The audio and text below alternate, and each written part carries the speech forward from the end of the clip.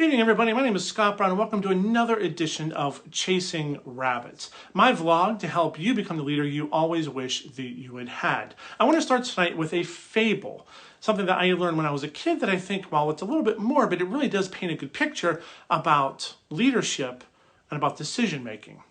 So it's said that if you have a pot of water and you boil that water, and then you try to add a frog to the water, the frog will feel the hot water and immediately jump out of the pot. However, if you have a pot of water and it's room temperature, tepid water, and then you add the frog to the pot of room temperature water, then bring the water to the boil, the frog will not jump out. And it leads me to ask a couple of questions. One, I want to know who it was that thought about adding frogs to boiling water and why that was a good analogy to make anywhere. That just is kind of disgusting and morbid. But more than that, I want to ask you, are you the frog that is in the pot of water when it is boiling, or are you the frog that has been in the water while it becomes a boiling pot? Here's why I asked that. So I grew up in the city of Pittsburgh, and in the 1970s and 80s, the steel industry completely imploded. We know that it was a perfect storm in a lot of ways. There was increased international competition, there was lower labor costs, there was inflation, there was an oil embargo which drove up pricing for shipping goods around the world. There was increased robotics and increased automation. Everything that could possibly go wrong. There were union contracts that really tied organizations into really tough labor practices. All of these things was like a perfect storm of everything that could possibly go wrong and drive the steel industry to implode upon itself. However, if you were on the outside of that situation looking in, or if you look at it in hindsight, you can see how anybody who was in that situation, if they would have just stepped out and looked at that pot of water, looked at that environment, looked at that culture from afar, they would have seen that what they needed to do was escape it, lower the temperature, change the environment, and do something different. But they didn't. Everyone in the steel industry, especially in Western Pennsylvania and Ohio and all the Rust Belt states, they were so entrenched at being in that pot of water while the temperature was rising that they didn't feel the temperature change. They didn't feel the change in the environment, the toxicity that was around them, and they eventually succumbed to the environment. I grew up in the retail industry, and a lot of the same things have happened in the retail industry over the past 30 years. I remember my first job out of college, I worked for Kmart in Williamsport, Pennsylvania, and I vividly remember my boss saying Walmart was never something we were ever going to have to worry about. Well, we know where Kmart is now and where Walmart is now, and I think we know who was right and who was wrong in that situation. I told you the story in one of the first sessions of Chasing Rabbits here about my introduction to internet shopping, and when I first saw that as a possibility and asking my boss, and he was so certain that that was never going to be something that was going to happen. But it completely changed how we shop. And as retailers merged together through all the mergers and acquisitions, and it made a smaller selection of retailers, and in turn, because they became more corporate entities, they stopped caring so much about the experience of the shopper and the worker and cared more about internet. They cared more about the projections of earnings and quarterly statements and shareholder equity.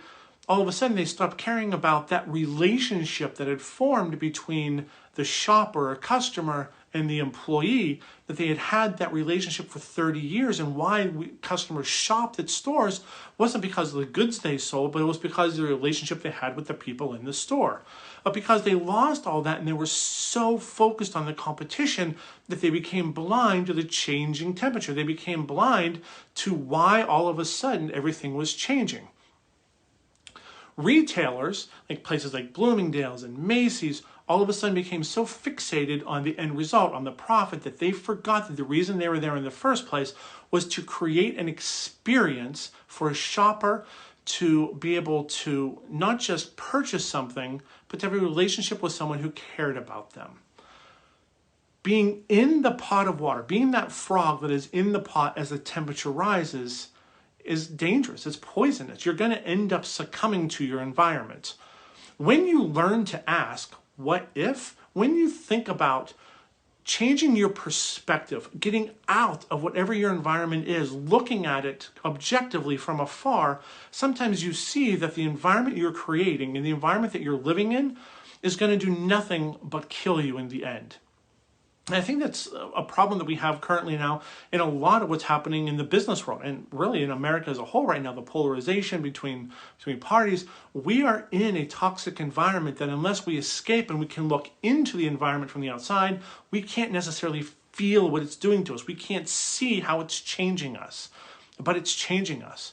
And eventually we'll succumb to those pressures, to the temperature of that rising pot of water. We'll succumb to that changing temperature. Asking what if allows you to step out of that pot, to purposely escape, look at the pot, look at the environment from afar, and make decisions and make changes in how you operate, not just in the relationships you have with people, but in your strategy, so that you can ensure that you do not end up in a pot of water, in an environment that is trying to kill you, that is going to suffocate you, that is eventually going to cause your demise.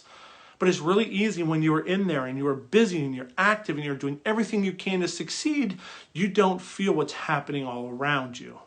Asking what if allows you to step out of that situation and look at it in a different way. But it's not something that we do on a regular basis. Historically, we have not rewarded executives and leaders for asking what if.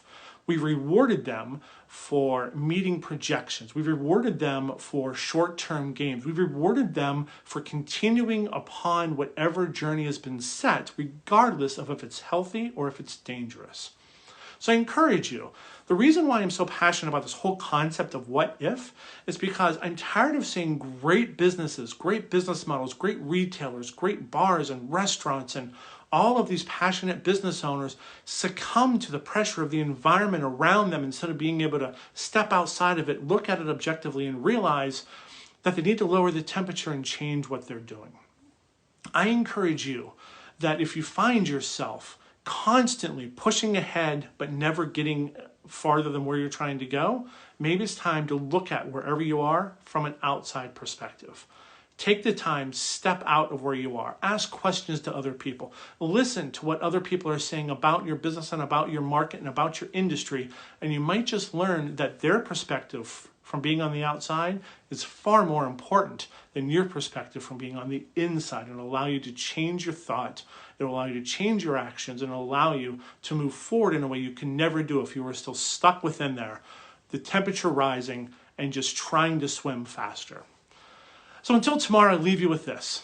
Asking what if isn't just an academic exercise. Asking what if is all about the cause. It's about finding a new way to look at a current problem from a new perspective. Perspective matters. The questions you ask matter. So where do you ask what if? Where have you been in that pot? Where have you been succumbing to that pressure? Did you find your way out? Or did you find yourself like that frog and eventually succumbing to the pressure in the environment? I'm curious to find out. So until tomorrow, thank everyone for watching. I look forward to talking to you again tomorrow on another edition of Chasing Rabbits. And as always, toast on, my friends. Have a wonderful night.